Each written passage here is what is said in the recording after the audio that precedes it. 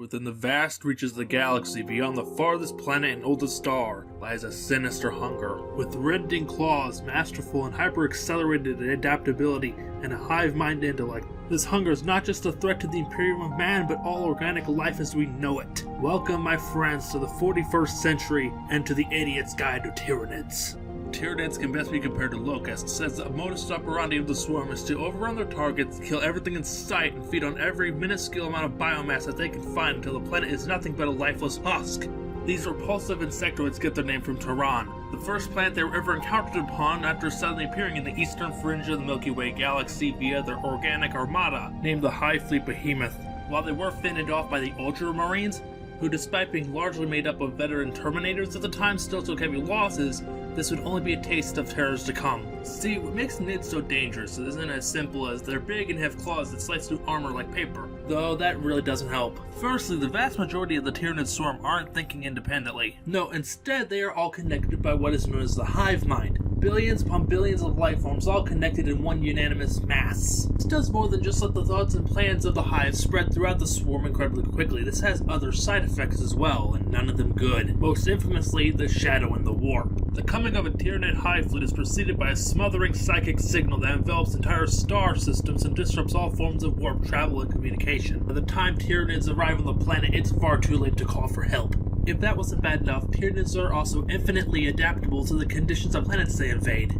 If enough biomass has been consumed, the hive mind can pick and choose traits to assimilate from creatures that live on the planet and tailor breed Nids for the job. Both of these factors would make for an incredibly difficult opponent to overcome, but they're not what made the Nids so dreaded throughout the galaxy. What makes the Tyranids such an unstoppable force is their numbers. If every bullet in the galaxy was fired at and successfully killed a Tyranid, they'd still have enough forces to devour the galaxy. In their first encounter with the swarm, the Ultramarines almost ran out of ammunition despite having enough supplies to last a siege going for several months, and the corpses piled so thickly that they couldn't see the ground. Best of all, Tyranids aren't just a uniform mass of killer insects that can be taken out with some raid. They have a whole slew of carnivorous crawling killers at their disposal, and since there's no way to go over every single one of these hellborn mashes of meat and carapace, I'll just talk about the more notable variants.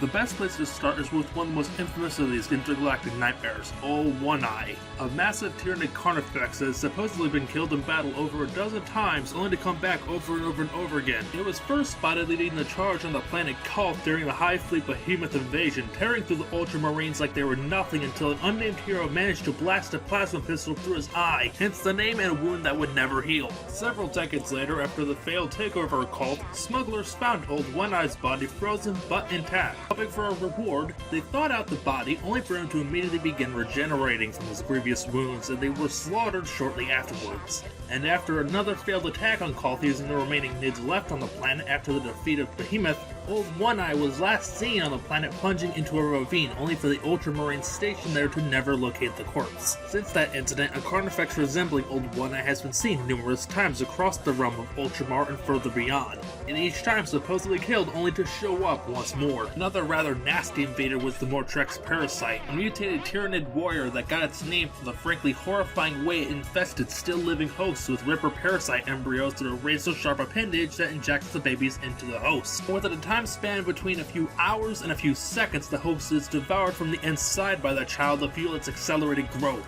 Unlike Old One-Eye, the invasion of the fortress world of Mortrex has been the parasite's only appearance and has never been seen since. That's not to say that the Mortrex parasite was ineffective.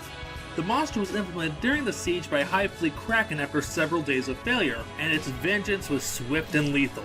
Hailing down from the sky, every strike with its stinker infested another guard with the Ripper embryos, and within a few heartbeats, a swarm of Rippers burst from the carcasses of the guardsmen, and within a few weeks, the planet was overrun by the Horde. As I said before, the parasite hasn't been seen since Mortrex, but that doesn't mean it's been gone for good. Enough about the mutated specialist Tyranids, however. It's time to talk about a more widespread terror, Gene Stealer. That's a name that strikes fear to the very heart of the Imperium. Also known as Snatch Devils, Gene Stealers are an incredibly dangerous threat to even the Space Marines, able to kill them in single combat. It's not just their combat prowess that makes them so dangerous. That would be the Gene Stealer cults, groups of humans brainwashed into worshipping Tyranids as deities, happily tampering with the machinery and defenses of their home planet. And once the gods arrive, the Tyranids couldn't care less about their worshippers, though nothing more than a food source for these monsters. The next Tyranid we are talking about today is a personal favorite of mine. A Tyranid so ferocious that its very existence has been twisted into legend. The Red Terror.